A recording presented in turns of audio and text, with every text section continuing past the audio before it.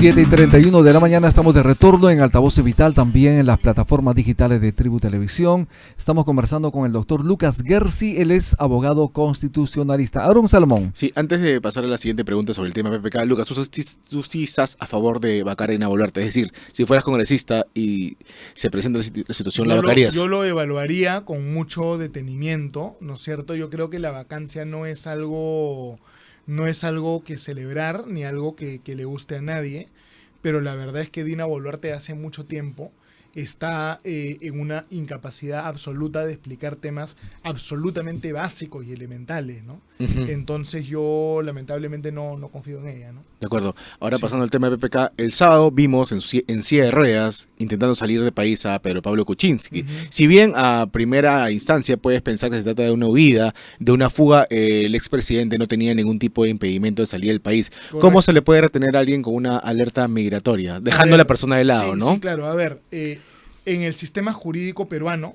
lo único que puede limitar tus derechos es la ley. Un reglamento no puede limitar tus derechos.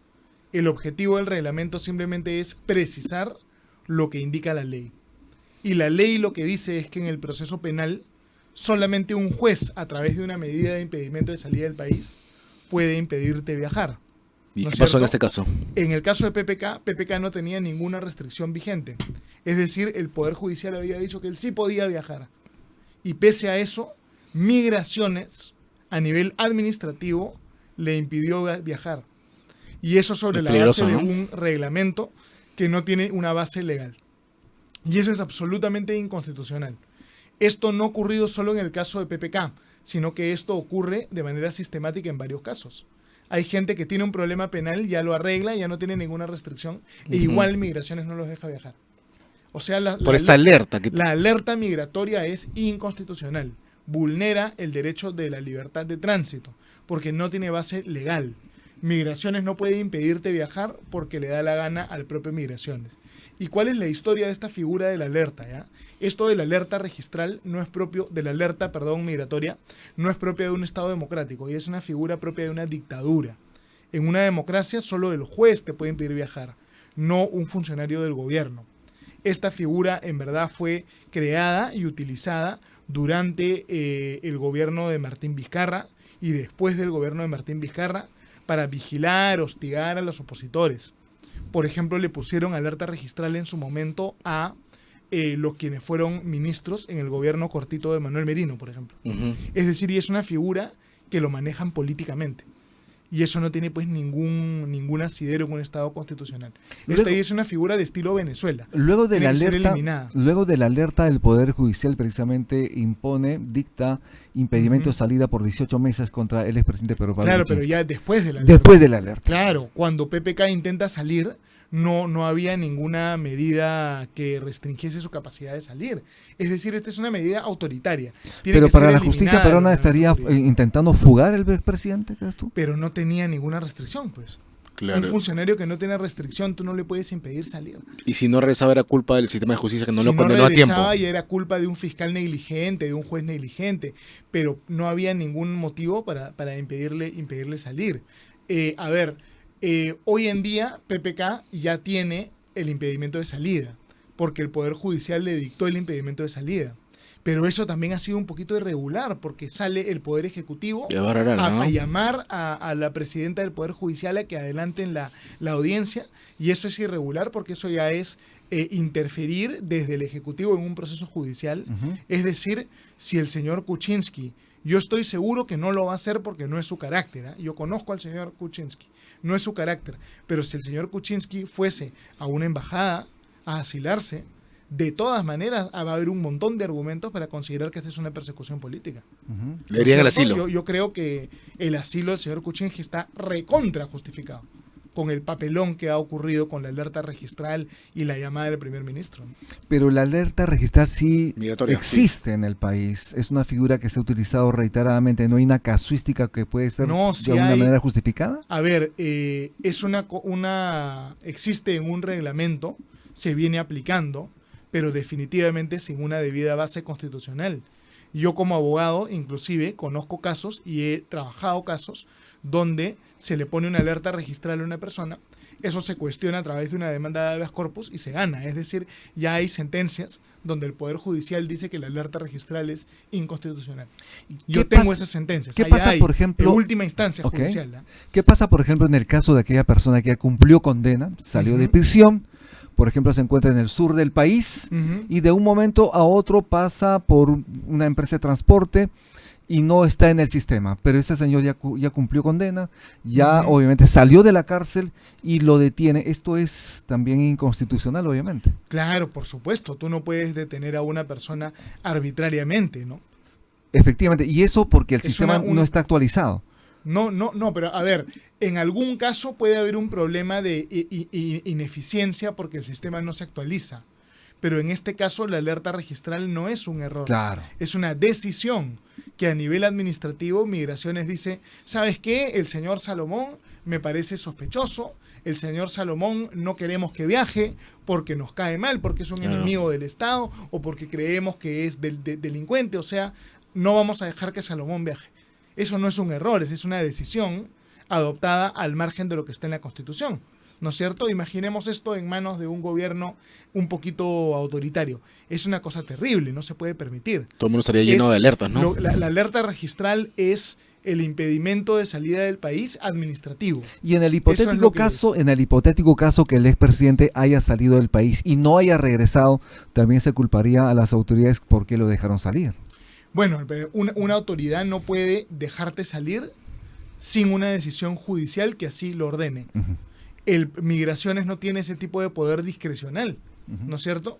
De lo contrario, Migraciones actuaría como si fuera juez, actuaría como si fuera fiscal, no tiene ese poder, ¿no es cierto?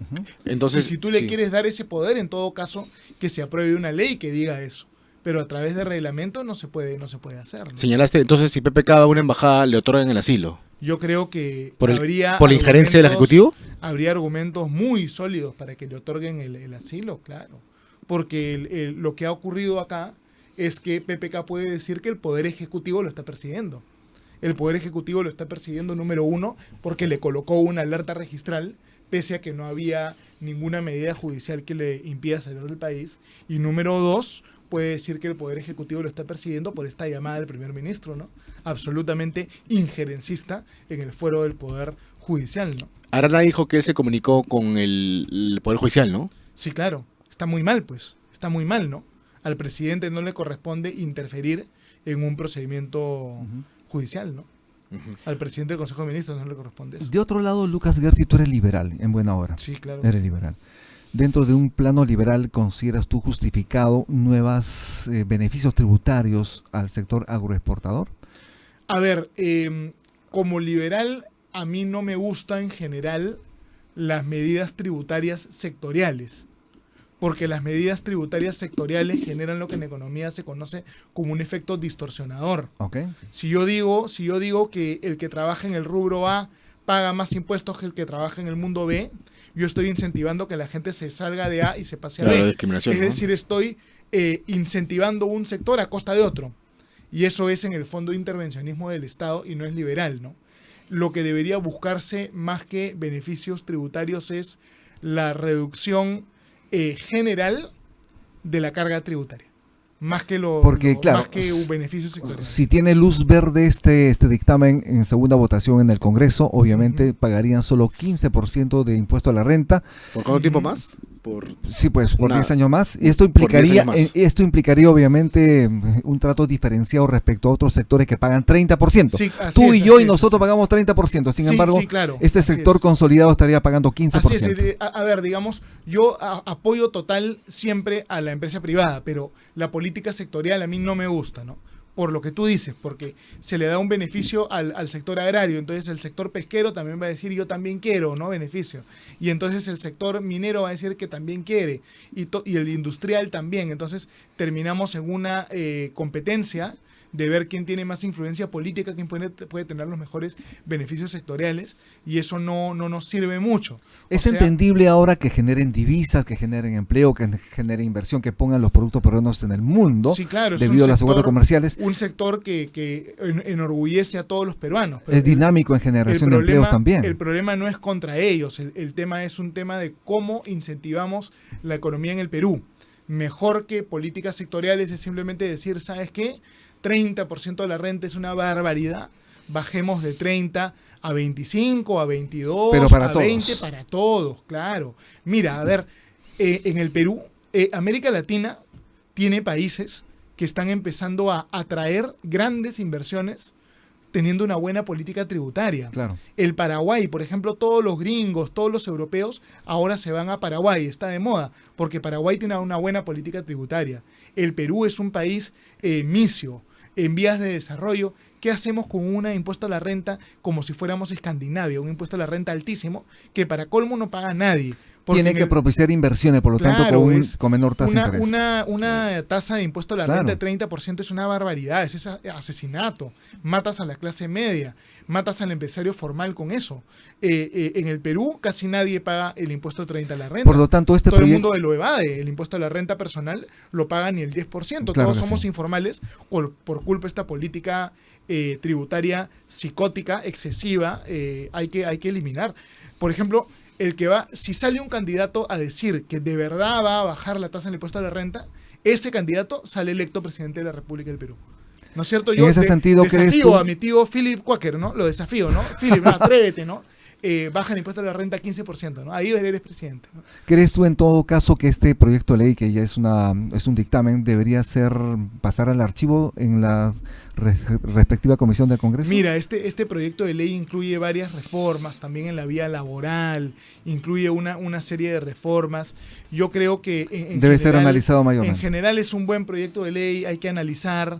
La política sectorial está en el Perú, ¿no? Pero yo creo que de acá en adelante hay que tener un enfoque distinto, ¿no? Okay. La política sectorial en el fondo no nos lleva muy lejos, ¿no? Lucas Gersi, gracias, tu despedida de las audiencias. Muchas gracias, Siempre Lucas. un honor conversar con ustedes y estar en altavoz y defender pues la legalidad, la constitución, el liberalismo. Y yo siempre les he comentado, ¿no? Anteriormente hemos hablado de esto, siempre mucho cariño por altavoz porque yo fui hace mucho tiempo uno de los creadores de la marca. Exacto. Y siempre se recuerda eso, siempre obviamente con mucho cariño. Bienvenido siempre entonces a Altavoz en Vital. Muchísimas gracias. Muchas gracias. Estuvimos con Lucas Gersi, abogado constitucionalista. Hacemos una pausa en Altavoz y regresamos de inmediato.